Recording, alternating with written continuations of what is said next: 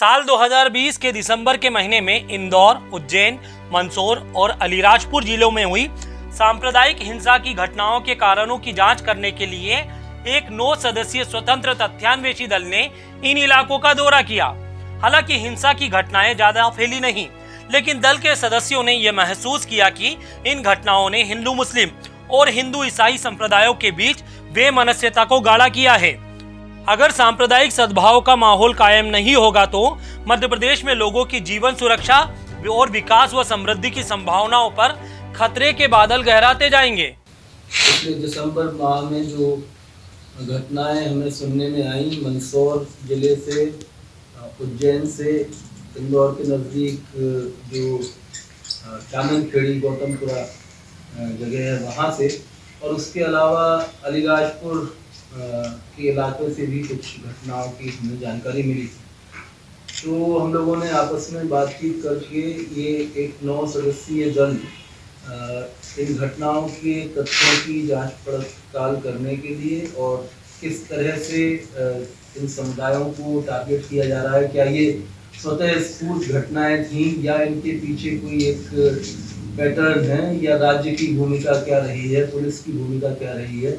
28, 29 और 30 जनवरी 2021 को सभी प्रभावित इलाकों का दौरा करके और अनेक लोगों से बात करके इस स्वतंत्र जांच दल ने ये पाया कि अलग अलग दिखने वाली इन घटनाओं में कुछ समानताएं भी है और इनका स्वरूप एक विशेष प्रकार से एक दूसरे से मिलता है। चांदनाखेड़ी गौतमपुरा इंदौर, बेगमबाग उज्जैन और डोराना मंदसौर में बहुसंख्यक समुदाय के हथियारबंद भीड़ ने जानबूझकर मुस्लिम बाहुल्य इलाकों को चुनकर वहां से रैली जुलूस निकाले और अपमानजनक नारे लगाए। नतीजे के तौर पर चांदनाखेड़ी और बेगमबाग में इस तरह के उकसावे से उत्तेजित कुछ लोगों ने पथराव किया। हिंदुओं के प्रसिद्ध तीर्थ महाकालेश्वर उज्जैन के नजदीक मौजूद बेगमबाग मुस्लिम बहुल इलाका है और वहां कभी सांप्रदायिक विद्वेष की घटनाएं नहीं हुई। 25 दिसंबर 2020 को 100-150 मोटरसाइकिलों पर भगवा झंडे लेकर और जय श्री राम के साथ साथ मुस्लिमों को उकसाने वाले गंदे नारे लगाते हुए जुलूस निकाला। जब एक बार स्थानीय लोग शांत रहे तो वे दूसरी बार फिर उसी रास्ते पर मोटरसाइकिलों से गुजरे। जब वे तीसरी बार वैसे ही अश्लील नारे लगाते हुए उसी रास्ते से गुजरे तो बेगमबाग के स्थानीय लोगों ने आपत्ति ली। दोनों पक्षों में मारपीट भी हुई और कुछ मुस्लिम घरों से जुलूस में शामिल लोगों पर पथराव भी हुआ। अगले दिन पुलिस और प्रशासन के आला अफसरों की मौजूदगी में एक मुस्लिम का घर जेसीबी लगाकर ढहा दिया गया, जबकि प्रत्यक्षदर्शियों के मुताबिक उस घर से कोई पथराव भी नहीं हुआ था। मुस्लिम बहुल गांव चांदनाखेड़ी में राम मंदिर निर्माण के लिए लाठियों झंडों के साथ सैकड़ों मोटरसाइकिल पर हथियारबंद उन्मादी युवाओं ने भगवे झंडे लेकर जुलूस निकाला, मुस्लिमों के प्रति अपमानजनक नारे लगाए।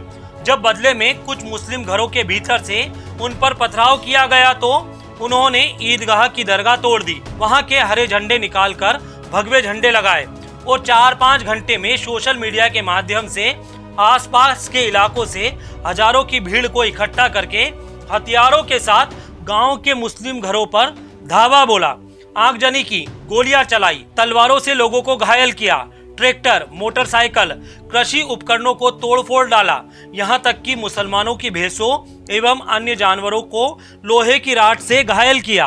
लेकिन कुछ जगह हमने देखा जैसे अगर 4-5 हजार हिंदुत्व वाले युवा क्राउड जा रही है तो, और एसपी वहाँ खड़े थे, सीएसपी खड़े थे, सारे अधिकारी वहाँ खड़े थे और उनके सामने मकानों को तोड़ा गया और लूटा गया, तो ये बहुत आश्चर्य की बात है, विडंबना की बात है कि एक देश में जहाँ पुलिस हर भारतीय नागरिक को सुरक्षा देना चाहिए, वहाँ भेदभाव किया जा रहा है और एक मॉब को अलाउ किया जा रहा है, परमिट किया जा रहा है कि वो बहुत सारे और नागरिक जो किसी और धर्म से है उनके मकानों को तोड़े।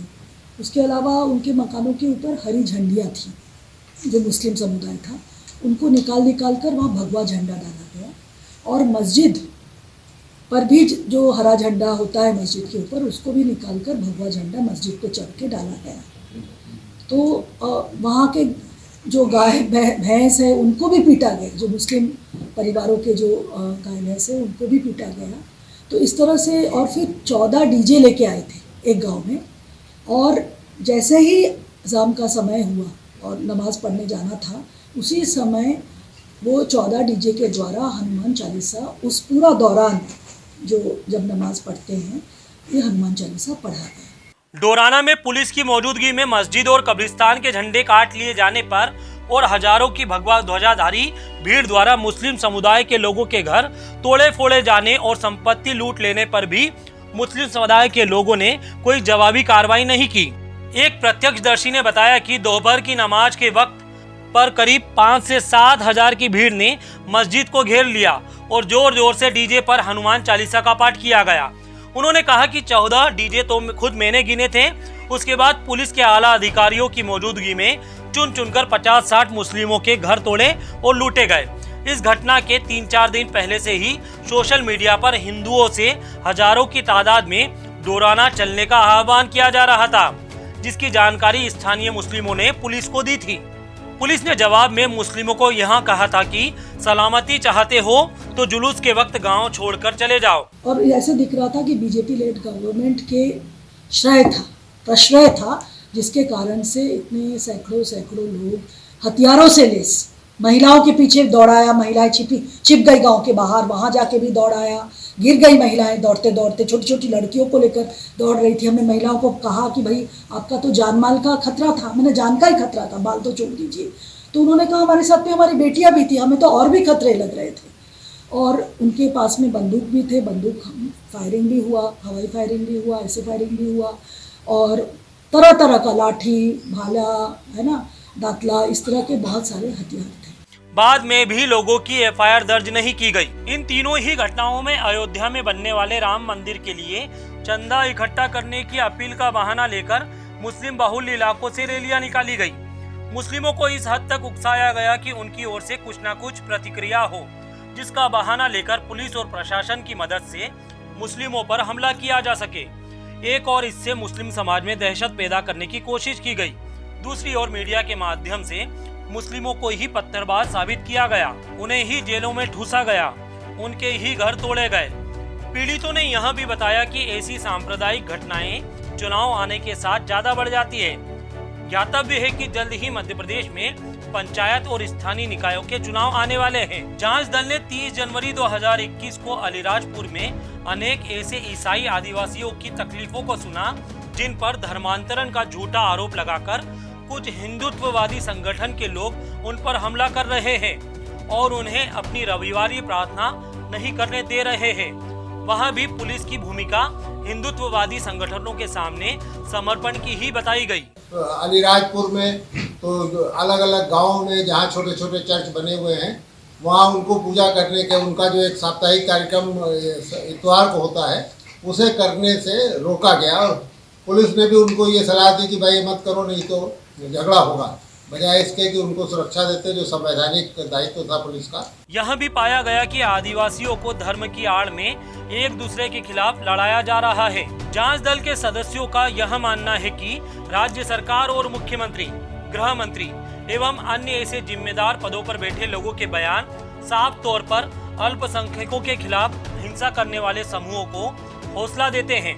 सरकार के दबाव के कारण ही पुलिस एवं प्रशासनिक व्यवस्था आने संवैधानिक दायित्वों का निर्वहन करने में पूरी तरह नाकाम रही है। सभी मामलों में यह भी देखने में आया है कि पुलिस ने हुड़दंगियों पर कोई कार्रवाई नहीं की और पीड़ित लोगों में से अधिकांश की रिपोर्ट भी नहीं लिखी गई।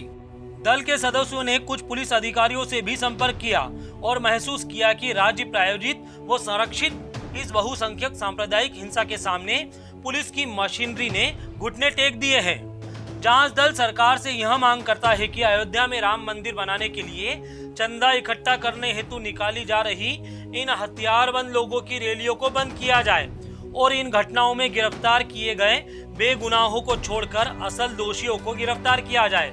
जिन लोगों के मकानात या दूसरी संपत्तियां तोड़ी या लूटी गई है या जो इन घटनाओं में घायल हुए हैं, उन्हें उचित मुआवजा दिया जाए तथा इन इलाकों में शांति सौहार्द कानून व्यवस्था बहाल करने के लिए आपसी मेल मिलाप के सामूहिक सद्भाव के कार्यक्रम किए जाएं। जांच दल में विभूति नारायण राय, पूर्व DGP Uttar Pradesh Delhi, Irfan Engineer, centre for studies of society and secularism Mumbai, Chittaroopa Palit, Narmada Bachao Andolan Khandwa, Rakesh Dixit, वरिष्ठ पत्रकार भोपाल, सारिका श्रीवास्तव, महासचिव भारतीय महिला फेडरेशन मध्य प्रदेश इंदौर, चनो शगुफ्ता खान, अधिवक्ता human rights law network Indore, Harnam Singh, वरिष्ठ पत्रकार मंदसौर, निदा कैसर, शोधार्थी SOS university of London, Vineet Tiwari, राष्ट्रीय सचिव प्रगतिशील लेखक संघ इंदौर शामिल थे। मकान तोड़ने वाली बात है उसमें यदि हम चादन खेड़ी में देखें तो चादन खेड़ी में ये बोला गया कि सड़क पर मकान है, सड़क पर आपका घर है, तो यदि रोड लंबी जा रही है तो रोड में से केवल इतने हिस्से के मकान ही तोड़े गए,